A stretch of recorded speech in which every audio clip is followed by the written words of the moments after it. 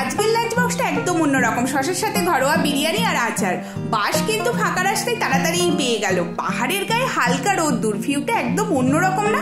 সত্যিই তাই, কারণ ঘড়িতে এখন বাজে 6টা। রবিবার সকাল 6টার সময় ওকে অফিস বেরোতে হয়েছিল। বাড়ি থেকে ফিরেই সানডেতে ডিউটি পড়ে গেছে, তাই অগত্যা একাকেই বাজারে বেরোতে হয়েছিল। এই সানডের বাজারেও চিকেন কাটছে না সিকিমে, জিন্দা মুরগি না পাওয়ার কারণে, তাই সবজি বাজার করেই বাড়ি ফিরলাম। লাঞ্চ তো ও নিয়েই গেছে সাথে, কিন্তু ও আজকে তাড়াতাড়ি ফিরবে, তাই একটুখানি ডিম আর সবজি দিয়ে পাস্তা বানিয়ে রাখছিলাম। 4:45 নাগাদ ও ঢুকলো বাড়ি।